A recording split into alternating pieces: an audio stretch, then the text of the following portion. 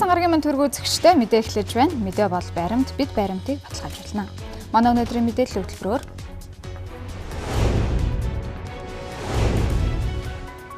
нийслэл Улаанбаатар хотын нутаг дэвсгэрт хөрсний хураашаалт эрчимтэй явагдаж байна. Цэвэрлэхүй боломжоос гарсан усыг дахин цэвэршүүлээд станцтай хэрэглэх ийм технологи барилгын ажлууд бол явагдаж байна. Монголд цагийн ажлын 1 цагийн хөлс нь $1 ч хүрдэггүй. Ачаалтайгаа яг харьцуулахад арай бага байгаа юм санагдаад байдаг шин. Мопедор хүргэлт хийж цагтаа уралдан давхиж байгаа нь өөрийгөө болон өрөөлийг эрсдэлд оруулах нөхцөлийг бүрэлдүүлж байна. Цахилгаан дугуй болон мопедтой зам үйлгэнд оролцож байгаа тохиолдолд хамгаалтын малгайг заавал өмсөж эхлэх хэрэгтэй байна. Дархуул аймаг хүнд даацын автомашин дүрм зурчиж хөдөлгөөнд оролцохыг зогсооно. Зарим үед одоо 100 тонтой ч машин хөдөл явж байгаа байхгүй.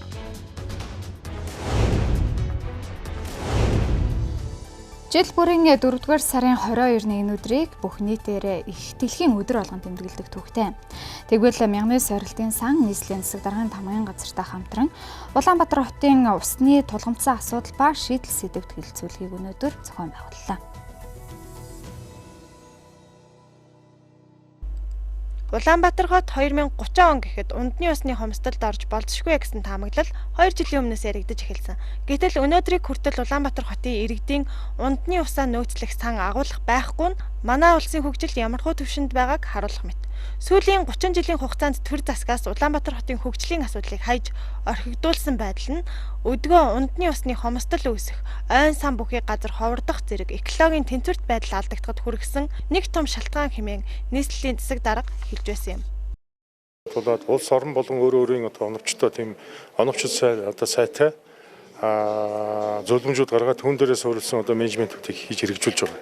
Сая би үгэнтэй хэлсэн Өрмөглөө урд засгийн хөв хотод цэвэр унтны усны хэрэглээний асуудал дээр оновчтой сайтай 10 жилийн төсөл хэрэгжүүлж өнөөдөр тэр хотынхаа уур амьсгалын өөрчлөлт, чийгшилт, зөөлөх, зам усныхаа хэрэглээ, сарл усны хэрэглээг зөв болгохын технологиудыг нэвтрүүлээ эхэлсэн байх жишээ нь. Тэгэхээр бид өнөөдөр шинэ туулгал гэдэг. Одоо байгаа орчин энүүгээр явах шиг бодоод байгаа үгүй л дээ. Ер нь яг зөвхөн ходог усны тоог нэмэх, хотгийн тоон дээр цэвэр усны унтны асуудал гээд бусад зүйлүүд толгомж байгаа зүйл бий. Гэхдээ яагаад байхгүй бүр тулгамдаад өнөө маргаашгүй сүйрэх гэж байгаа зүйл бол огтуул байхгүй. Ялангуяа Улаанбаатар хотод өнөөдөр энэ олон урсж байгаа туулгал, улаастан гол, сэлбийн гол, зам шинэ сонгоо харихын дүүрэгчин нарангийн гол, нааталт нь баян шөнө дундор урсж байгаа зүүн салааны гол гэдэг. Их гол нь жижиг гол горход байдаг. Бид энийг хамгийн гол нь ашиглаж чаддаг, хэрэгжилж чаддаг, технологи нэвтрүүлж чаддаг. Тэгээ энэ дээрээ болохоор хөрөнгө санхүүг дандаа гар татдаг. Тэгээ энэ 30 жилийн хугацаанд түрээс оновчлгүй явж ирсэн, менежментгүй явж ирсэн, зохицуултгүй явж ирсэн хот өөрөө арга ядсан байдлаар зохицуултаа хийж л энэ хугацаанд туллаа шүү дээ. Нийслэлийн хэмжээнд нийт гадаргуугийн урсцыг туул, сэлб, улаастай голууд бүрдүүлдэг бөгөөд гадаргын усны гол нөөц болох туул голыг бохирдуулах, голын ой сав газарт бүтээн байгуулалт хийх зэрэг нь гадаргын урсцыг таслах эрсдэлтэй. Ялангуяа нийслэлийн хэмжээнд үйлдвэр бүтээн байгуулалтанд хэрэглэх усаа газрын гүнээс соруулан авч хэрэглэдэг. Энэ нь эргээд хөрсний хураашилт үүсэх, унтны усны хомсдол үүсэх шалтгаан болдог байна. Тэгэхээр мод гүнийхээ усыг бага хэрэглэх, гадаргын усыг ашиглах, энэ сэлб гол, улаастай гол, энийг ашиглаад даламжуулж сувгчлаад тэгээд тогтмол урсастай болгоод Улаанбаатар хотынхон чийгшлийг нэмэгдүүлэхгүй бол зүйлүүд маш их хураашж байгаа. Усны сорсоос гадна ер нь бол энэ Улаанбаатар хотын яг энэ нутаг дэвсгэрийн доогуур бол маш том гол байна гэж ойлгож болно. Хөрсөн доор ус байгаа. Тэр ус маань өөрөө буцаад ингээд гадаргуугаас чийгш агаараа чийгшүүлж байгаа хэвээр. Тэгэхээр их барилгажаад ингээд зам талбай бий болоод тэрхээр нөгөө дээшээ гарах чийгийнхаа хэмжээг багасгачихж байгаа. Тэгэхээр эргээд агаар хуурашаашахаар буцаад орох урд үнсэн юм шиг байна. Энэ бол мэдээж энэ чинь нэг үйлдвэрлэл бас нэг юм зогсолтгүй ажиллах хэвээр үйлдвэрүүд байна шүү дээ. Станц юм уу те. Тэгэхээр энэ мэдээж ус цэвэршүүлэх өөрсдийн технологиуд бий. Технологийн горим алдагдаад тухайн үед бас зарим нэг тохиолдолд бол асгах тохиолдол байдаг. Ягаад үйлдвэр зогсож болохгүй учраас. Тэгээ засвар аваар үед бол ингэ зохиол. Тэгтэл ер нь бол ус цэвэршүүлэх энэ ажиллагаа сүүлийн үед маш идэвхтэй явж байна. Бас Америкийн нэгдсэн улсын мянган сорилын сангийн тусламжаар бас ингээд ус цэвэршүүлэх үйлдвэр баригдаж байгаа. Тэгэхээр инхээр бол тэр үйлдвэртэй хэрэгжилж ирсэн, станцтай хэрэгжилж байсан тэр цэвэр усыг ахуйндаа хэрэглээд Мөн одоо тэр цэвэрлэхүй авамжаас гарсан усыг дахин цэвэршүүлээд станцтай хэрэглэх ийм технологи одоо барилгын ажлууд бол явагдаж байгаа. Хилэлцүүлэгт оролцогчид нийслэлийн хүн амын унд ахуйн усны аюулгүй байдлыг хангах, иргэдийн эрүүл аюулгүй орчинд амьдрах нөхцөлийг бүрдүүлэх, үер усны болзошгүй аюул гамшигаас урьдчилан сэргийлэх, инженерийн бэлтгэл арга хэмжээг авах, бүтээн байгуулалтыг иж бүрэн төлөвлөх, хүрээлэн буй орчин усны нөөцийг тогтвортой байдлыг бүрдүүлэхийн төлөө хилэлцүүлэгт оролцогч бүх талууд үйл ажиллагаагаа уялдуулан нэгдсэн холбоотойгоор нийслэлийн хотын усны асуудалд анхаарал хандуулах хураалгад нэгдлээ.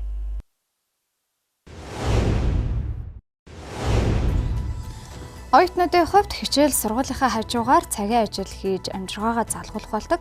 Гэтэл ажил олгож байгаа эзэдийн хувьд тогтмол цагийн ажилтан авах сонирхолтой байдгаас ийхүү хөдөлмөрийн зах зээл дээр идэвхгүй ажилтгуучдын тоог оюутнууд бүрдүүлж байна гэж мэдээлж байгаа юм.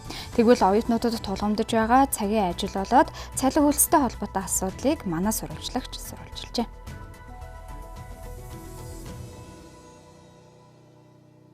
Манай улсын цалингийн хэмжээ иргэдийнхаа наад захын хэрэглээг хангахад арай ядан хүрэлцдэг. Ялангуяа их сургуулийн төлбөр төлдөг эцэг эхчүүдийн хувьд хүүхдийнхээ сургалтын төлбөрийг төлнө гэдэг санхүүгийн хувьд асар их ачаа болдог.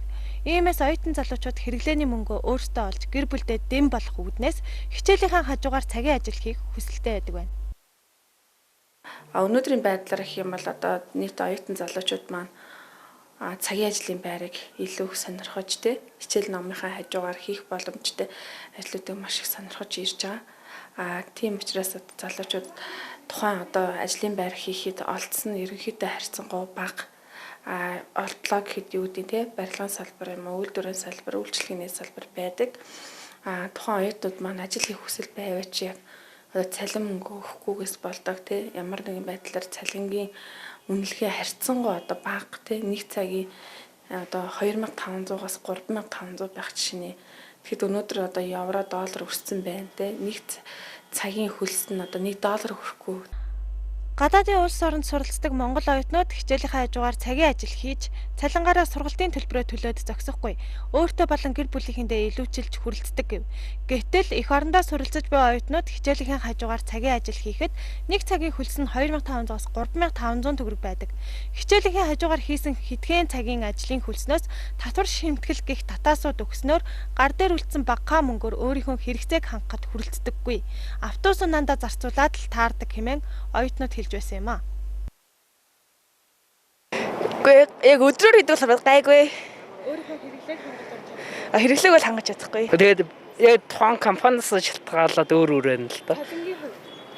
Одоо ер нь доотлон 40 өрөл юм да. Ажлын байр ер нь бол тийм тогтмол олдохгүй байгаа. Нэг хичээлтэй давхцсан. Ажлаа олдсон. Одоо сая нэг circle лампурсан шүү дээ. Миний л бодлоо шүү гэхдээ юу circle лампурсан болохоор бага байгаа болов уу гэж бодож байгаа. За гэхдээ хичээл яаж явах цагийн ажил хийх гэдэг бас жаахан явдас гэдэг. Тэгээ миний хувьд хичээл хийж явах цагийн ажил хийх боломж үүдэгдэхгүй болоод үе зундаа хийдэг байгаа. Ер нь олдоц ихтэй л байдаг шин. Цалин мөнгөний хувьд ер нь хэр байгаа вэ? За жоохон л бага юм уу да. Юм 3500-аас 4000 орно л байдаг. Цагийн ажлын олдоц ер нь хэрэг цалин мөнгөний хувьд ямар шуухан байна?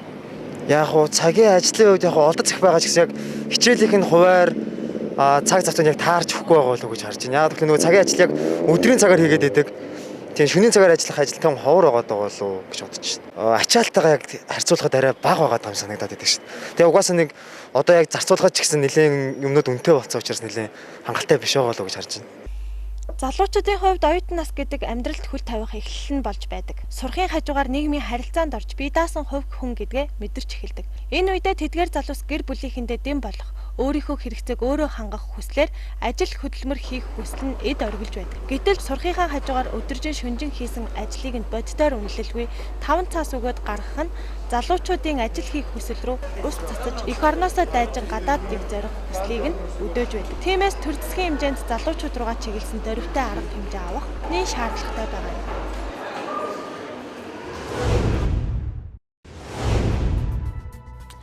Үргэлжлүүлэн зарим мэдээллийг хураангуул өргөж байна.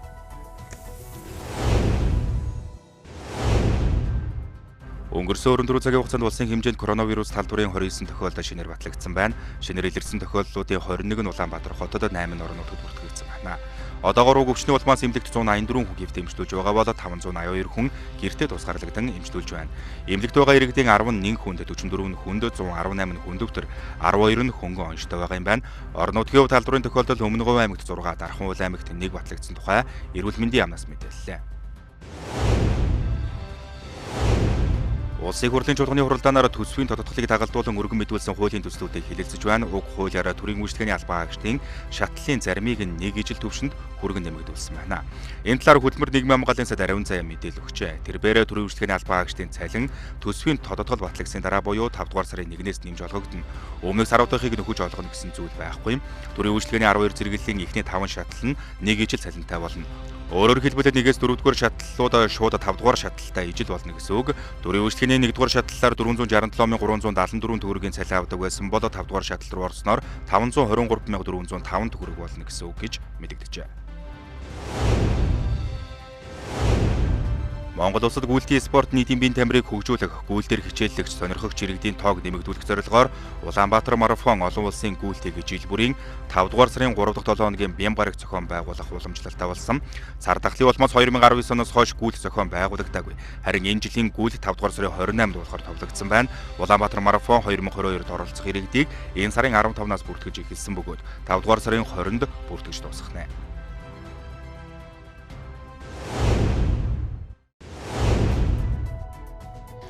Уран цагийн эрэхтэй зэрэгцээд иргэд дугуй унж замын хөдөлгөөнд оролцох тохиолдол нэмэгдэж байна.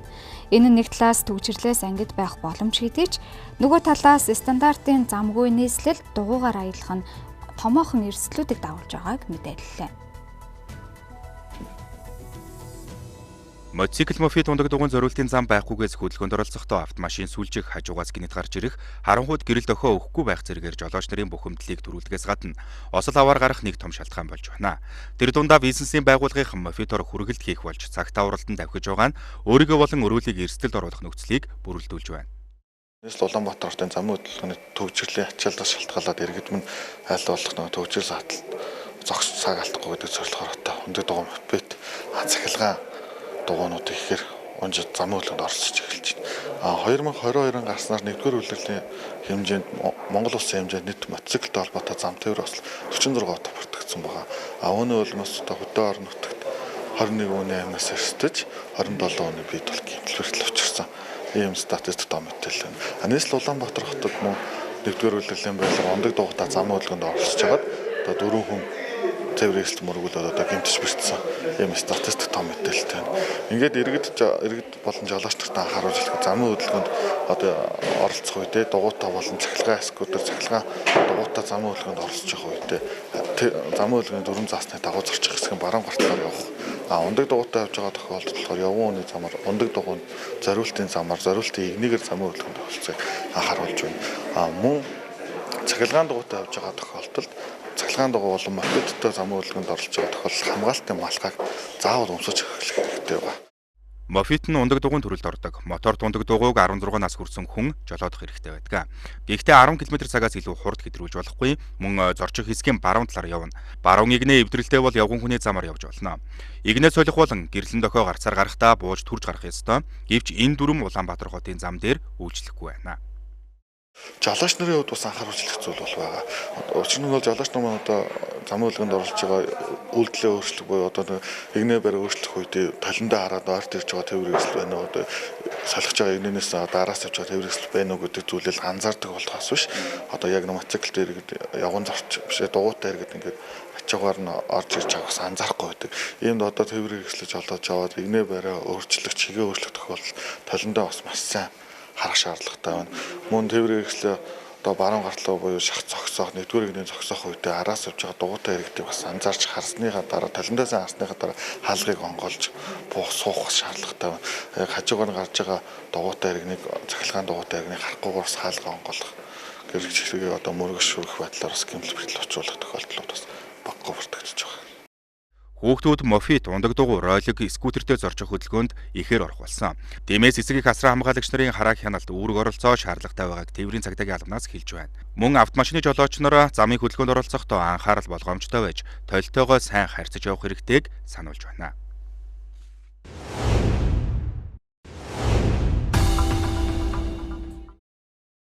Арамын төргөө үзэгчтэй тодруулах хэлж байна. За бид энэ удаад Австри улсын Klagenfurt хотоос дархлаа судлаач Цэрэнхүүтэй зүүмээр холбогдож байна. За өмнө нь бол бид нэр аутоиммуны синдромын талаар мэдээлэл хүргэжсэн бол за одоо бол аутоиммуны синдромтой хүн за архинаас үүдэлтэй ямар одоо хорт нөлөөллийг эрүүл мэндэд бий болгож болох талаарх мэдээллүүдийг хүргэн. За ялангуяа ковидын дараах одоо синдромын өвчлөлүүд маш их нэмэгдэж байгаатай холбоотойгоор за архины хэрэглэнээс татгалзах зайлшгүй шаардлага байгаа талаарх мэдээлэл хүргэх болно. Танд орой минь төргий. За та бүхэнд орой минь төргийе. Тэгэхээр яагаад заавал аутоиммуны синдромтой хүмүүс архины хэрэглэнээс татгалзах ёстой гэж үзэж байгаа вэ? За юуны өмнө та бүхэнд миний энэ ертөнцид мэндэлсэн өдрийг тохиолдуулаад мянган хүмүүсд баяр хүргэсэн байна лээ. Мэдлэгээ төсөөлсөн байлээ, гой цэцгийн баглаа явуулсан байлээ. Ингээд хэдэн дагагч нартаа бас баярлалаа гэдгээ илэрхийлэх ёстой. Тэгээ энэ чухал сэдв хөндөгдөж байгаа юм байна. Тэгээд Т-лимфоцитийн ялгарлыг идэвхжүүлт юм байл да арих. Жохоо туслаар нэг ганцхан арих бол Т-лимфоцит гэдэг бол маш чухал дархлааны үдээс. Тэрнээс гадна илгэний үйл ажиллагааг идэвхжүүлдэг байна. Ер нь арих бол бүх юмыг идэвхжүүлдэг гэдэг. Тийм учраас бол тэр идэвхжүүлэх тал нь зүйтэй юм байна гэх. Гэтэл энэ дотроос нэг маш чухал зүйлийг ингээд онцолж ялгаруулж хэлсэн нь бол нэгэнт бүх зүйлийг идэвхжүүлж байгаа юм билээ. Тироидыг идэвхжүүлнэ. Тироид гэж чинь бамбайн морбус гэдэг бамбайн ялгаруулдаг гормон. Тэрийг ус идэвхжүүлдэг байна. Гэтэл аутоиммуны Т-лимфоцитыг идэвхжүүлнэ чинь Т-лимфоцит идэвхжүүлэх шаардлагагүй хүмүүсүүд бас байна. Энэ ямар хүмүүсүүд вэ гэхээр аутоиммуны 80 төрлийн өвчтөе хүмүүсүүд байна. Аутоиммуны 80 төрлийн өвчтөе хүмүүсүүд гэдэг чинь тэр Т-лимфоцит хитэрчээд байгаа.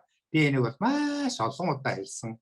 Т-лимфоцит биоорганизмд байх норм хэмжээнээс ингээд хитэрчээд тэгээ хитерхээр бүх биений эсрэг, хүний өөрийнх нь эд эрхтнүүдийн эсрэг, эдэсийн эсрэг ингэж давталдаг. Энэ өвчнийг л аутоиммун гэдэг байгаа шүү дээ. Тэгэхээр дархлааны эдсүүд үл хитэрчээд байгаа юмд өшөө идэвхжүүлэх тийм шаардлага байх уу байхгүй. Тэгэхээр нэгдүгээр үндэслэл юу гарч байгаа нэхэр аутоиммуны 80 төрлийн өвчтөе хүмүүсүүд бол арх спиртийн төрлийн юм уух бол тас хоройтой л гэж ингээл ойлгочих хэвээр.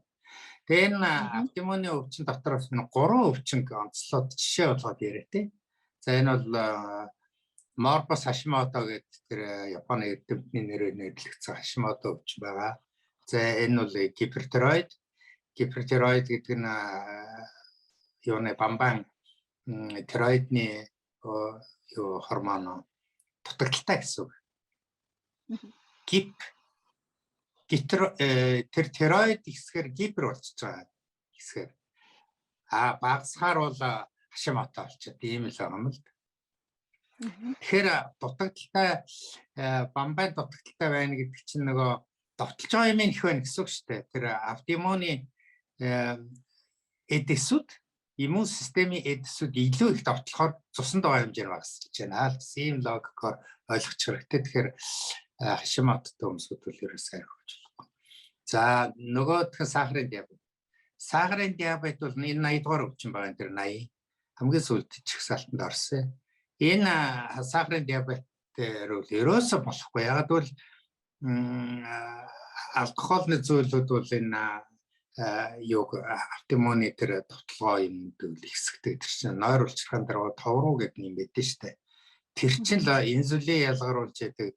Тэгээд инсулин ялгаруулж чадахгүй болсон байна гэдэг нь тэр нь гэмтэлд орсон байдаг. Тэр гэмтэл өрөвсөлд орсон байдаг. Өрөвслөг бол болон идэвхжүүлээд байна л. Тэгээд нойр улчирхаа илүү өндөрөж өгдөг архины дараа авчирдах нь. За нөгөө нэг нь псориаз. Псориазтай гаргууж амсаж болохгүй. Энэ бол тэр рецепторыг идэвхжүүлдэг. Рецептор гэж юу байгаад байна вэ гэхээр автоиммуны өвчин чинь ямар нэг биеийн дотор цул эргэтэн дээр ч юм уу эсвэл цусан дотор ч юм уу нэг рецептор яваад байгаа байхгүй. Тэр рецептор чинь хамаг автоиммуны өвчнийг үүсгэж байгаа үүсгүүр. Тэр үүсгүүрийг очиод ингээд цочроодог. Арх бол цочроохоор нөгөө автоиммуны өвчин нэгснэ гэсэн. За энэ дээр зүгээр амьдрал дээр байгаа юмнуудаа л өөрсөндөө ингээд үзэлтэй. Тэгээ пстрастай хүмүүсийн арьсаар гарч байгаа юм арх усны дараа ихсдэггүй. Хүн автоиммуны өвчтөй хүмүүсүүд арх уучраад чих улайдгүй, нүүр улайдгүй, гарын алга улайдгүй, болохгүй гэдэг тохиог өгөөд шүү дээ. Хүний бие гэдэг чинь аимшигтай автомат том систем шүү дээ. Би одоо ингээд ургал мэдрэлийн системийн талаар хийж өгөн тэрэн дээр тов тодорхой болоо явчихна. Маргааш нь шаарддаггүй. Бүх хүн биш гэж шаардна. Автоиммуны өвчтөй улсууд шаарддаг. Тэгэхээр 80 төрлийн өвчтөй хүмүүсүүд бол арх ууж болохгүй нэ. Тэгээд чинь яг реакц зохичлоо л дээ тэр рецепторуудаар дамжаад реакц зохиж чинь гэхдээ үхэл төрөж болно.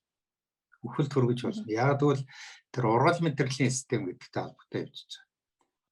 За дараагийн миний ярих асуудал одоо энэ яг би одоо ингэ шилжиж орж байгаа ургал мэдрэлийн систем. Ургал мэдрэлийн систем гэж юу юм бэ? Тэр ургал мэдрэлийн систем гэж моторик хөдөлгөөний нэр мөн үү? Биш. Төв мэдрэлийн систем мөн үү? Биш. Автомат мэдрэлийн систем гэж байдаг. Автоматар одоо хонд хүний нүд рүү чичгээр хүн чинь би миний нүд рүү чичэж гэж бодохгүйгээр нүдэ андаг инстинкт байдаг энэ үл тэр автомат мэдрэлийн систем. Тийм системүүд байдаг. Тэр биш. Тархины 12 парнер гэж байдаг мэдрэлийн систем, тархины мэдрэлийн систем. Тэр мөн үү? Биш. Тэг ямар юу мэдрэлийн систем бэ гэхээр автоном мэдрэлийн систем, автоном эрхтэй, бүрэн эрхтэй бүх мэдрэлийн системийг дангаараа удирдах байдаг. Тийм мэдрэлийн систем тархины гипофиз гэдэг жижиг тархины урт өвтөр тархин дээрээс гардаг тийм мэдрэлийн систем байдаг. Тэр мэдрэлийн систем очихгүй эрхтэн гэж хүнд байхгүй. Дандаа дотор эрхтнийг зохицуул. Дандаа нөгөө системээ зохицуул, системийн систем байхгүй энэ бол системийн мэдрэлийн систем. Системийн бүх юмнуудыг зохицуулж яадаг, эрхтэй хоорондын уялдаа, контакт бүх юмнуудыг зохицуулж яадаг. Манайхан системийн өвчин гэж ярьдаг, эмчилгээг өгөлтөгчдөг. Тэр системийн өвчнүүдийг зохицуулж яадаг юм л мэдрэлийн систем. Ургал мэдрэлийн систем. Ургал мэдрэлийн систем гэдэг орчуулгыг манай төрийн чаналд мэдрэлийн хэмж цагаан багш маань өөрийнхөө мэдрэл энэ цэнхэр ном тэгж орчуулж оруулсан байл. Энэ бол үнэхээр онсон орчуул. Энэ бол мундаг орчуул. Вегетатив гэдэг шүү дээ. Вегетатив дэлхийд даяараа вегетативын нервын систем, ургаж гарч байгаа нервын систем, бүх юмны ургал гэсэн. Тэгэхээр ургал мэдрэлийн систем гэдэг орчуул. Яг энэ үгээр л монголоор явах зүйтэй. За ургал мэдрэлийн систем яагаад арх ууж болдгүй юм бэ? Ургал мэдрэлийн систем гэдэг чинь архтай юугаараа холбоотой байна вэ? За энийг явуулъя. Ургал мэдрэлийн систем нэгэнт дотоод бүх эрхтэнд очиж байгаа юм бол хүн согтохоор ургал мэдрэлийн систем бас согтно. Бас гажуудна. Тэгвэл бүх дотоод эрхтэнд элгэнд, нойр улчирхайд, гэдсэнд, зүрхэнд, бөөрөнд бүх эрхтэнд гажуу систем очиж байгаа гэсэн. Ургал мэдрэлийн систем чинь хоёр чиглэлтэй байдаг шүү дээ. Нэг нь агшаадаг, нэг нь тэлэг, нөгөөх нь агшаадаг, ингэж тэлэг агших, тэлэг агших гэж ингэж явж байдаг ийм симпатик, парасимпатик гэдэг.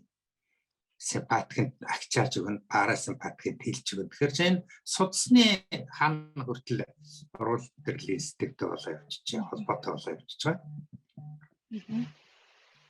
Энэ юу ороод руу? За энэ одоо ингээд хажуугаас юм орж ирээд хэцүү байт юм.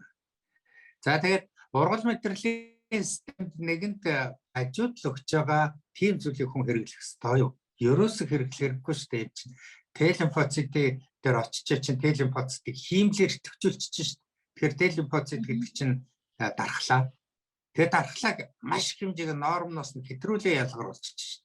Тэгэхээр нөгөө тэртээ тэргүй автоиммун гэдэг чинь дархлааны эдэс нь хэтэрчээд байхад дээрээс нь өдрүүлнэ гэдэг чинь өөрийгөө оруулж чинь өөрийгөө өвчтөй болгож байна л гэсэн.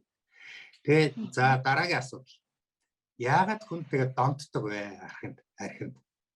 Энэ асуудал бол яг археологууд за одоо энэ ухуулан сэргүүлэгчдүүд дандаа өнгөн талын яриад яваад байна. Болоо гэдэг яг хүнээс өөрөөс нь шалтгаалаад байгаа юм шиг бойл гээд одоо тэр шар хатанд аваад чивтүүлээ. Гэтэл хүнээс өөрөөс нь хүний зоргоор болохгүй хүнээс өөрөөс нь шалтгаалахгүй зүйл хоёр зүйл байдаг. Архинаас энэ бол нэгдүгээр дон. Дон гэдэг чинь хоёр зүйл. Ургал мэдрэлийн системийг гэмтэж чинь энэ бол нэг зүйл. Энэ бол эмчилгээ байхгүй, эмчлэгдэхгүй, хичнээн шар хатанд аваад чивтүүлээ эмчлэгдэхгүй бодтой зүйл. Автимууны өвч угаасаа эмчилгээ гэдэг шүү дээ. Тэгээ илаашруулах асуудал байдаг. Архин дээр илаашруулна гэдэг чинь архинаас гаргадаг. Тэгэхээр тэр ургал мэдрэлийн системийг ямар нэг аргаар засаж тэгшдэх гэж ярьдаг Монголын ухаан. Тэгшдэж өгөх ёстой. Тэр агшилт суналт энийг тэгшдэхэд өчгтэй зэрэг аяндаа тэр дом бол айж мааж гардаг. Ийм тусгай борчоор байдаг. Энэ жорыг бол өнөөдөр гаргацсан байж байгаа би өнөөдөр нийтдэл гэж тавь. Архичин үндэстэд дом яаж арилгах вэ гэж. Хоёрдугаар зүйл батлог. За энэ бол цэвэр нарколог эмчнэрийн асуудал. Энэ бол миний асуудал биш. Энэ бол автоиммуны өвчин биш. Тэр ургал мэдрэл нь бол автоиммун, наад батлог нь бол автоиммун биш. Энэ юу вэ гэхээр одоо би энэ коронавирус яриалаад стамины биед үлдчихэд байна гэж яриад байна. Яг энэ шиг архинаас шиг үлддэг байхгүй нэ цуснд. Энийг батлогоос сотолдог. Батлагын согтолтой хүн бол бас тэр дон шиг тийм нэхэд байдаг. Өөрөөр хэлбэл нэхэх биш л дээ. Энэ бол яг арх уумар санагдаад байдаг байхгүй. Яагаад гэвэл зүгээр амьдралтаар бодвол үзэлтэй арх хамсцсан дахиад нэг уучмаарсан гэдэг үстэй. Ямар ч арх чинь биш ч гэсэн гэж бодогддог. Архитек цаашлдаг. Энэ чи юу вэ гэхээр цусан дотор орчиж байгаа. Цусан дотор орцсон тэр юм чинь дахиад нэг итгэвчээ бүгийн итгэвчээж ирэхэд гой санагдаад дахиад уучмаарсан юм л. Тэгээ чи явсараад одоо архич алкогол гэдэг термин дээр тэр байдалд ороод ирэхээр батлог болчихж байгаа.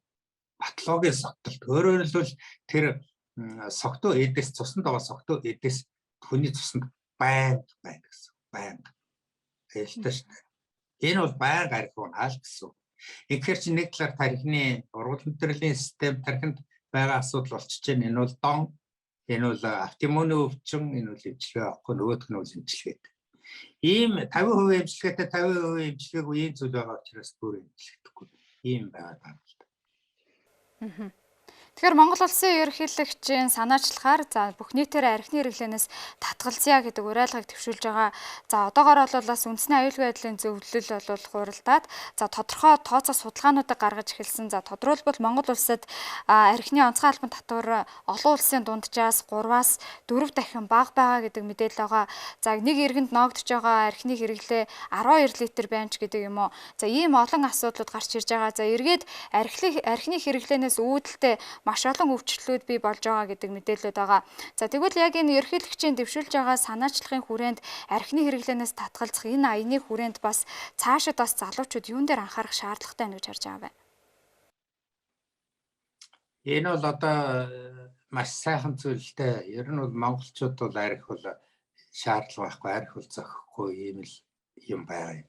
Тэгээ арх чинь зөвхөн тэр ургал мэдрэлийн системийг гэмтээгээ зогсохгүй, зөвхөн батлог согтолтой болгоод зогсохгүй, төв мэдрэлийн систем ч гэсэн үйлчилж байгаа шүү дээ. Төв мэдрэлийн системийг доройтуулж, санах хой санамж тэр угаасаа төрөлхийн инстинкт өндөртэй энэ үндэстэн арх ууч тэрийг ордуулна. Маш харамсалтай зүйл. Тэгээ нийгмийн асуудал болоод хүрээгээ тэлээд ингэ явж байгаа бол энэ бол тэгэхээр одоо эмгэнлийн асуудал болж байгаа. Тэгэхээр энэ ерөнхийлөгчдөө баярлж байна. Энэ яг цаг үе болсон хоёр том асуудал гараад тавьсан байгаа би тэрийг бол дэмжиж байгаа. Тэр автоиммуны өвчтөй хүмүүсд арх үеийг эхлээд авсаа бэлтчихээ гэж. Энэ бол хатуу гэхдээ яг үнэхээр л тийм. Псориаз дээр бодол үзэлтэй псориаз автоиммуны өвч. Арх усны маргааш нөгөө туурдаг юм хамаагүй гисэл гараад ирт. Тэр үедээ арх усны маргааш 2-3 өдөртөө өвдөлттэй болоод ирдэ шүү дээ. Тэр бисраз нь үе мөч бай. Арх усан үе мөч автомын өвч. Үе мөчний өвчтөй хүмүүсүүд пол артерит центртэй артроз центртэй хүмүүсүүд чинь өвдөлтний хэсэг гараад бос чадхаа явчихдаг. Хашимото байж 90 м гэдэг арх усны маргааш нөгөө өдөр яг хашимото маш их тоталтой ийм болчтой шүү дээ. Тэгээ автомын өвчин чинь нэгдүгээр эмчилгээгүй гэдэгт орчин цагийн энэ зүгээр эмчилгээгүй гэдэгтээ бас аюултай. Хоёрдугаар би энийг бас түрүүчээ ярилцсан дээр хэлсэн. Нэг автомын өвчин нөгөө өвчнийг үүсгэдэг. Гинжи оруулалт явчихдаг. Систем болоо явчихдаг. Бамбай гэж байна. Бамбай чи зүрх рүү орно, үе мөч рүү орно. Бүх юм руу орно. Цаашаа ингээд өөр систем болоод ингээд цэп болоо явчихж байгаа шүү дээ. Тэгээ морбус гэдэг чинь угаасаа л тийм. Морбус гэдэг чинь өөрөө цуснд байх хэмжээнд багассан мөртлөө өөр систем өвчний систем үүсгэж яваад байдаг юм аюултай псориаз байна. Псориаз бол агрессив атактай автомын өвчин шүү дээ. Тэр нөгөө аллерген гэдэг. Аллерген гэдэг юм нь бол тэр чинь тоо томшгүй болон гаднаас нөгөө тэр эрцэвтор гэдэг доктор байна. Эрцэвтор нь гаднаас тэр аллергенийг хүлээж тоосч гэдэг юм уу, хүйтнээс аллерги өгдөг юм уу, пивнээс аллерги өгдөг юм байна бас. Тэгэл архинаас аллерги өгчтэй автомын өвчин гэж хүзүүн уулгаа явждаг. Энэ юмнуудын аллерген гэдэг. Тэгэхээр гадныхын аллерген, доторхын эрцэвтор. Энэ хоёр чинь нийлэхээр л тэгэл автомын атак болж байгаа. Өөрөлдвөл тэр псориазны иймэрхүү. За. Үзэгчтэй бас анхааргийн тодруулга энэ хүрээд өндөрлөж байна. Монгол улсын бүх иргэнийг халдварт болон халдварт ус өвчнөөс өрдсөн сэргийлэх, эрт илрүүлэх үйлчлэг шинжилгээ онцлогоонд хамруулах ажил 5 дугаар сарын 1-ээс орон даяар эхлэх гэж байна. Өрдсөн сэргийлэх эрт илрүүлэгт шинээр нэмэгдсэн хүүхдийн 5-6-аас 17 насны багцаар үйлчлэг шинжилгээг эрүүл мэндийн даатгалын гэрээ бүхий өөрөхөө сумаа тосхны эрүүл мэндийн төвлөрт товлолтын дагуу хийх юм байна. Харин насанд хүрэгчдийн эрт илрүүлэг нь зөнгөлөн тохиолдох халдварт болон халдварт ус өвчин эмгийн эрт үед илрүүлж тэдгээрийн хүндрэл нас уралтыг бууруулах зорилттой бөгөөд товлолын дагуу лавлгаа шатлалын гэрээт эрүүл мэндийн байгууллагад үйлчлэг шинжилгээг хийлгэх юм байна. Он гар сар улсын хэмжээнд өчтөрийн байдлаар Архангаа, Баян-Өлгий, Булган, Дорнод, Хинтээ, Сүхбаатар, Сэлэнг, Өвөрхангай, Төв, Ховд, Уус зэрэг 11 аймгийн 34 сум, нийслэлийн Баян зүрх хан уул, Сонгойрхан дүрэгтний 41 удаагийн ой хэрийн гал төмөр бүртгэгджээ. Ой хэрийн төмөр унтраах ажиллагаанд онцгой хил цагдаагийн байгууллага болон орон нутгийн нийт 2350 гаруй ажилтан албаагч 330 орчим автомашин техник хэрэгсэлтэгээр ажилласан байна. Гал төмрийн дуудлагын тоог өнгөрсөн оны мөн үетэй харьцуулахад 31.4% өссөн үзүүлэлттэй байгаа юм байна. Дээрх төмөрт урдчилсан байдлаар нийт ойн 79 га, хээрээ 864,840 га, нийт 64,944 га талбай өртсөн байна. Өнөөдрийн байдлаар Дорнод аймгийн Халах гол сумын Сүмбэрвагийн Ац холбоо гэдэг газарт гарсан хээрийн төмрийг цормонд оруулж бүрэн унтраахаар ажиллаж байна гэж онцгой байдлын ерөнхий газраас мэдээллээ. Засгийн газрын шийдвэрээр өнөөдрөөс энэ оны 12 дугаар сарын 31-нийг дуустал дизель түвшний онцгой албан татварыг тэгэллээ. Тодруулбал Алтан булаг Сүхбаатар замын үд хилийн бомтоор импортлох дизель түвшний тонн тутамд ногдох 280 мянган төгрөгийн онцгой албан татварыг 2022 оны дуустал хугацаанд тэгэлсэн байна.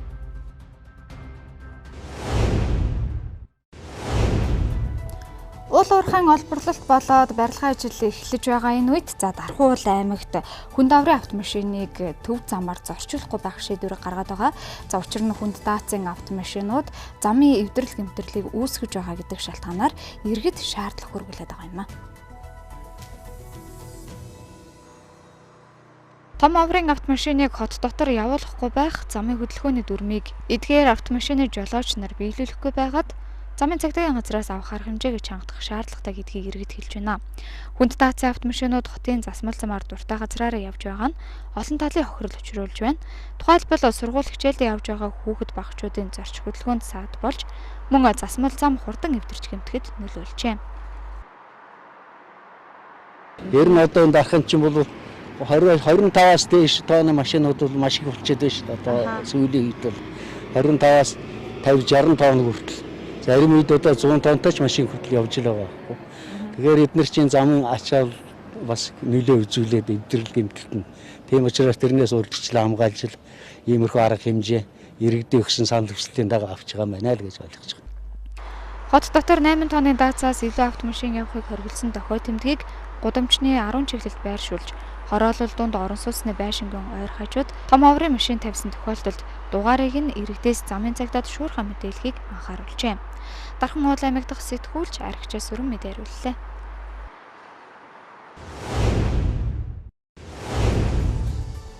Ховд аймгийн Уянч сумын Нарийн гол багийн малчин Зурман энэ жил 82 настай. Тэрээр сүүлийн 50 гаруй жил хайнтайгаа хамт мал маллаж хүүхдүүдэд малч ухаанд сургаж байгаа нэг юм аа. Энэ цагийн мэдээнд Ховд аймаг дахь сэтгүүлч мэдээлүүлжээ. Зурманган одоо 82 настай. Эднийг сумаасаа 50 гаруй километрийн зайтай Жаргалангийн их гэдэг газар хаварчж байна. Түүний ханин нэгдлийн адуу хариулж өөрөө сайлчин болсон цагаас эхлэн малаа маллаж малынхаа ашиг шимийг хүртэн амьдарч иржээ. Тэрээр мал маллах арга ухаан туршлагаа хүүхдүүддээ өвлүүлж тэд өнөөдөр амжилтанд хүрч байгаад баяртай байна. Эмэн өндрик баяртай байна. Гурван хүн хоёр нь улсын аврагууд аймгийн. Нэг нь алдар туяачууллаа хүн. Хай эмэн өндрик баяртай байна. Эний мэрэгдэл мад би өөрөө саалчмадад манайг мөн бэргэдэн дарга тоортчгээд тэгээ байжгаад он цааснаачлуудаа над идэгчхөө гэдэг. Гэт атгаар гэсэн. Би өөрөө 10 хэдэн жил саалчин гэсэн. Сүү тосaan бүгдийн биелүүлжсэн. Үйлчүүнээ бүгдийн биелүүлж көлдөөмөлдөө дунаа саадаг сүүмүйгэн бүгдийн биелүүлжсэн. Би мадад сурсан. Энэ атуучулж нэг жил зэрэгтэй ирлээ. Ирээд би юу ажил хийнэ элдэмтэйгээд ийм мадад. Ийм мадад чинь хэм мадад тийм. Чи мадад нэгэд эднээс цогтон мадинэгэд өгн яснаар цогтны тасалж өгöd энэ мадын өсгчээгээд цогтны чинь өгчихсэн. Тэгээд одоо эднэрийг өсгөхөд үржүүлээд өндөр хүртэл мадлаа өгж яана л гэн. Тийм. Тавын мадамадалж яана. Зурманган баг залуу адууч нь сонхол Баяннуураар тойрон нутгалдаг. 100 гаруй километрийн зайтай нүүдэлж, өвс сургамал сайтай газраар оторлож малаа тарах твэрэг ахуулдаг байна. Тэрээр малынхаа тооноос илүү чанарт нь анхаарч, бэлчээрийг зүү зохистой ашиглаж байгаа туршлагатай залуу малчин юм. Доор 2094 оноос шууд одоо багангаас гараад мал малж ирсэн ээж аавын гар дээр одоо мал малж ирсэн. Одоо үдэг хүртэл одоо мал малж байгаа. Одоо энэ жил 41 хүрч байгаа. Хамгийн гол нь чанартай малтай байвал одоо энэ амжилтанд хүрч магадгүй их олон малтай байвал одоо зүг турхан болвол одоо орол яваад өгнө шүү дээ. Тийм учраас одоо энэ чанаржуулахад алдаа энэ суваа малтыг гол дуух нь маллал гэж боддог. Ховд аймгийн Уянч суманд 4500 орчим хүн амьдарч байгаагаас 600 гаруй малчин өрх мал маллаж амьдарч байна. Энэ жил Уянч сумын нутгаар хаваржилт сайтай болсон учраас төл мал 80 гаруй хувьтай бойжжээ.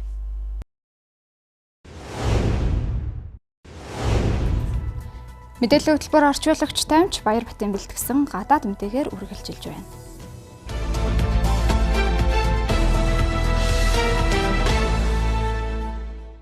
Цахилгаан автомашин үйлдвэрлэгч Tesla компани 2022 оны эхний улирлын ашиг 81% гарсан гэсэн мэдээллийг олон улсын хэвлэл мэдээлэлээр өгсөн байна. Тэгэхээр энэ оны эхний улиралд тус компани 3.3 тэрбум $, ашиг олсноор өмнөх оны энэ үетэй харьцуулахад 81%-аар өссөн үзүүлэлт гарсан гэдгийг мэдээлэл өгчээ. Тэгэхээр энэ сарын ихээр тус компаниг үүсгэх захирал Elon Musk олон нийт хандж Tesla компани ашиг орлоготой холбоотой мэдээллийг хөргүүлсэн. За энэхүү мэдээлэлдээ тус компани энэ оны эхний 3 сарын байдлаар нийт 305,000 гаруй цахилгаан автомашиныг үйлдвэрлэсэн. За 310 гаруй цахилгаан автомашиныг зах зээлд нийлүүлсэн гэсэн мэдээлэл өгсөн байна. За хэдийгээр дэлхийн зах зээл дээрх энэ бүтээгдэхүүн нийлүүлэлтийн сүлжээ доголдолтой байгаа хэдий ч Tesla-гийн нийлүүлэлт энэ хөргөлтийн үйл ажиллагаа өмнөх оны энэ үетэй харьцуулахад 68% өссөн гэсэн мэдээллийг тус мэдээлэлд дурдсан байна. Тэгэхээр Tesla-гийн одоо хамгийн том үйлдвэр болох Шанхай хотын сар дахлын нөхцөл байдлаас шалтгаалж 3-7 хоногийн хугацаатай үйл ажиллагаагаа явуулж чадахгүй нөхцөл байдал хүрсэн. Тэгэхээр тус компани хамгийн сүүлд өгсөн мэдээллээр энэ сард багтааж одоо үйлдвэрийн хэвийн үйл ажиллагаанд шилжүүлэхийн тулд одоо ажиллаж байгаа. Тэгэхээр Шанхай хотын сар дахлын нөхцөл байдлаас өндөржүүлсэн энэ хатуу хөл хоройн нөхцөл байдлаас шалтгаалж үйлдвэрийн ажилчдыг үйлдвэр дээр байрлуулах энэ тулд одоо тодорхой хэмжээний одоо ажил явуулж байгаа гэдгийг Tesla-гийн мэдээлэлд дурдсан байна. Тэгэхээр энэ онд тус компани 1.5-аас 5 саяас дээш хэмжээний одоо цахилгаан автомашиныг үйлдвэрлэж одоо зах зээлд нийлүүлэхээр ажиллаж байгаа гэсэн мэдээллийг тус компани хамгийн сүүлд одоо өгсөн мэдээлэлд дурдсан. Тэгэхээр хэдийгээр дэлхийн зах зээл дээр цахилгаан автомашины үйлдвэрлэлийн одоо эд ангиудын дэлхийн зах зээл дээр түүхийн эдийн ханш бол өсөлттэй байгаа. За гэсэн хэдий ч хэрэглэгч буюу одоо тус цахилгаан автомашин хэрэглэгчдийн эрэлт өндөр байгаагаас шалтгаалж тус компани ашиг орлого бол энэ оны эхний явлал одоо 81% гарсан гэсэн мэдээллийг тус мэдээлэлд өгсөн байна. За Оросын холбооны улс Украин цэргийн үйл ажиллагаа явуулж эхэлснээс холбоотойгоор за Европын улс орнууд Оросын холбооны улсаас худалдан авах эрчим хүчний түүхийн эдийнхэн хэмжээг бол багасгаж эхэлсэн. За үүнтэй холбоотойгоор өнгөрөх сард Америкийн нэгдсэн улсын төрийн нарийн бичгийн дарга Энтони Блинкен Хойд Африкийн Алжир улсад айлчилж Алжир улсыг Европын холбооны улс оронд нийлүүлэх эрчим хүчний түүхийн эдийнхэн хэмжээг нэмэгдүүлэх юм хүсэлт тавьсан. За Алжирийн гадаад хэргийн сайд болоод тус улсын ерөнхийлөгчтэй уулзалт хийснээр одоо талууд бол тохиролцоонд хүрсэн. Ингээд Алжир улс нь Европын холбооны улс орнуудын нийт эрчим хүчний буюу одоо шингэрүүлсэн байгалийн хийн импортын 11% бол хангадаг байсан. За гэвч энэхүү Оросын холбооны улс Украины дайны нөхцөл байдлаас шалтгаалж за Алжир улс Европын холбооны улс оронд нийлүүлэх байгалийн одоо шингэрүүлсэн байгалийн хийн хэмжээг нэмэгдүүлэх юм нөхцөл байдал нүүр тулсан. За тухайлбал Алжирийн хувьд Европын холбооны Итали болоод Испани улсуудад шингэрүүлсэн байгалийн хийг нийлүүлдэг.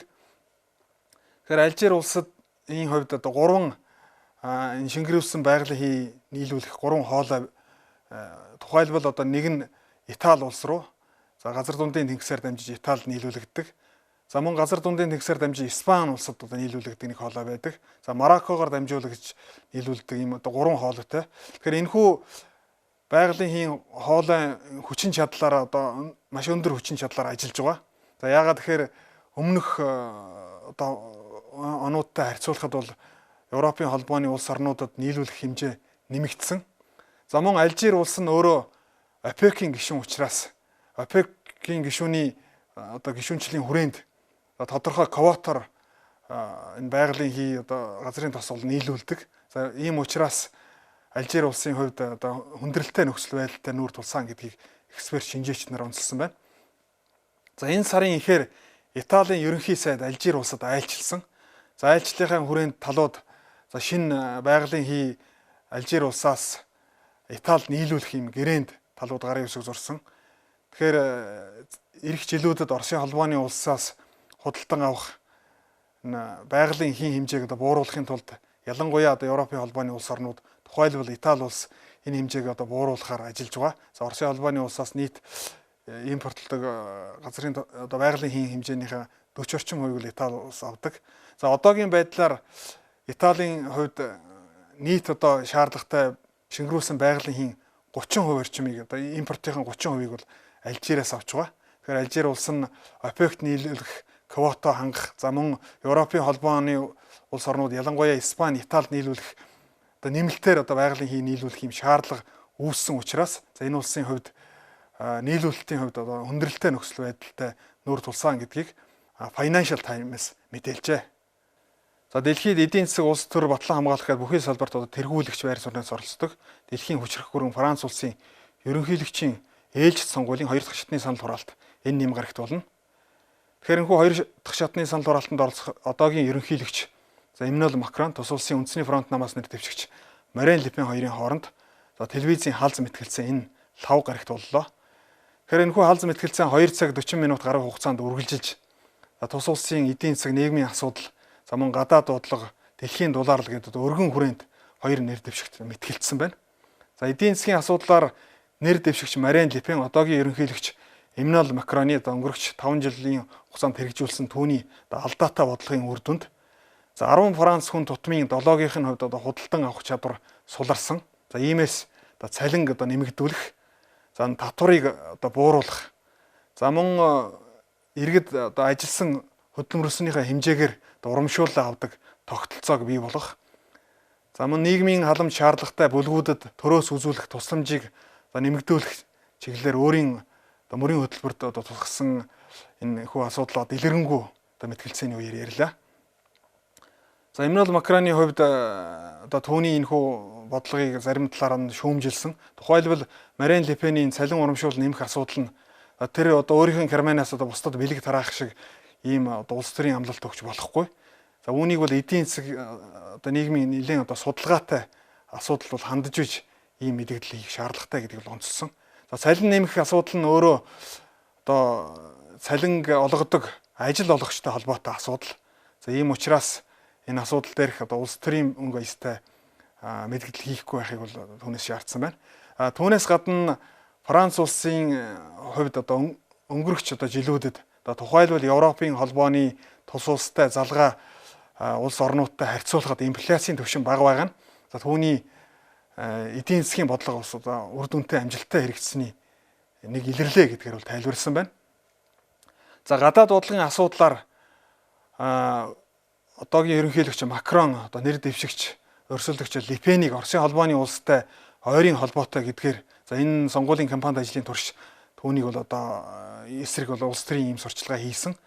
За энэ хүү өнгө аястай мэдээлэлээ өчигдрийн мэтгэлцээний үеэр мөн илэрхийллээ. Тухайлбал Марин Ле Пений нам Оросын холбооны улсаас за ялангуяа 2014 онд 9 сая еврогийн зээл авсан гэдэг асуудлыг бол ахин сөхөн тавьсан. За Марин Ле Пений нам яагаад энэхүү зээл авсан талаар Ле Пен өчигдөр байр сууриа илэрхийлсэн. Тэгэхээр Франц улсын банкнуудаас банкны нөхцөл шаардлагаа шалтгаалаад зээл авч чадаагүй учраас Оросын холбооны улсаас зээл авсан. За зээлийг бол графикийн дагуу эргэн төлөлтөд хийж байгаа. Түүнийг компани Оросын холбооны улсаас авсан зээлээ төлөхгүй байгаа гэдгийг түүний намыг харлуулах гэсэн ийм эсрэг компанид ажил явуулж байгаа нь бол үндэслэгүй мэдээлэл гэдгээр бол тайлбарласан. Тэгэхээр түүний нам Оросын холбооны улсаас зээл авсан гэдгээрээ Кремльтэй, Путинтай ойрын холбоотон болно гэдэг нь бол үндэслэгүй. Түүний эсрэг сөрөг улс төрийн сурчлагаа гэдгээр бол тайлбарласан. За мэтгэлцээний үеэр Ле Пен Оросын холбооны улсын ерөнхийлөгч Путины Украинд явуулж байгаа цэрэг дайны үйл ажиллагааг буруушаасан мэдээлэлээ ахин хийлээ. Тухайлбал Оросын холбооны улсын эсрэг Европын холбоо Франц улсаас авч байгаа энэ хориг эдийн засгийн хориг арга хэмжээ бол маш үр дүнтэй сайн гэдгээр бол сайшаасан байна. Тухайлбал Путины ойрын холбоотой олигархуудын эсрэг авсан хориг за мөн Оросын холбооны улсын банкуудын эсрэг авч байгаа Европын холбоо болоо Францын энэхүү хориг нь бол үр дүнтэй сайн гэдгийг илэрхийлсэн. За харин Оросын холбооны улсын эсрэг эрчим хүчний энэ түүхийн эдийн хориг бол Оросын холбооны улсыг сулруулахаас илүүтэйгээр Европын холбооны болоод Францын ашиг сонирхолд яванда сөрөг нөлөө үзүүлнэ гэдгийг бол илэрхийлсэн байна. Тэгэхээр Оросын холбооны улсын байгалийн хий нефтийн бүтээгдэхүүн ялангуяа энэ газрын тосны экспорт импортын эсрэг бол хориг Европын холбооны улсаас тавих нь бол Европын холбоонд харш. Ягаад гэвэл энэ нь бол Оросын холбооны улс бүгд найрамдах хятад улсын хоорондын харилцааг улам бэхжүүлэхэд нөлөөлнө гэдгийг бол онцлсон. Тэгэхээр Европын холбооны хувьд ялангуяа энэ ирээдүйн ашиг сонирхолд нь Оросын холбооны улс бүгд найрамдах ард улс илүү их ойр дотн хамтран ажилласнараа эдийн засаг цэргийн хувьд томоохон ийм холбоотон болно. Ингэснээр бол Европын холбоо төдийгүй Франц улсын язгуур эрх ашигт ирээдүйд сөрөг нөлөө үзүүлнэ гэдгийг бол илэрхийлсэн байна. За нийгмийн халамжийн асуудлаар ялангуяа тэтгэврийн насыг үе шаттай нэмэгдүүлэх Макроны бодлогыг Марин Ле Пен шүүмжиллээ. Тэгэхээр энгийн Франц иргэн хүн 42 жил улсдаа хөдөлмөрөө өнлүүлсэний үр дүнд бүрэн тэтгэврт гарах шаардлага боломжтой. Ялангуяа 60-аас 62 настай тэтгэврт гарах асуудлыг Макроны энэхүү бодлогын алдаатай бодлогын үр дүнд 2031 он гэхэд 65 наснда тэтгэврт гарах нь бол энэ бол шударга биш ээ гэж шүүмжилсэн байна. За харин Макрон Марин Ле Пений дэлхийн долларын эсрэг явуулах энэ Франц улсын хувь нэмэрт сөрөг нөлөө үзүүлсэн бодлого санаачлага хэрэгжүүлэхээр энэ мөрийн хөтөлбөртөө тусгасан гэдгийг шүүмжиллээ. За ялангуяа дэлхийн дулаалд сөрөг нөлөө үзүүлдэг энэ чулуучсан түлш буюу автобензин, за дизель түлшний эсрэг энэ татварыг бууруулах, ялангуяа нэмэгдсэн өртгийн албан татварыг бууруулах болон чөлөөлөх энэ Марин Ле Пений санаачлага нь бол Франц улсын дэлхийн дулааллын эсрэг үзүүлж хувь нэмэрт маш сөрөг нөлөө үзүүлсэн ийм бодлогоо гэдгээр бол шүүмжилсэн байна.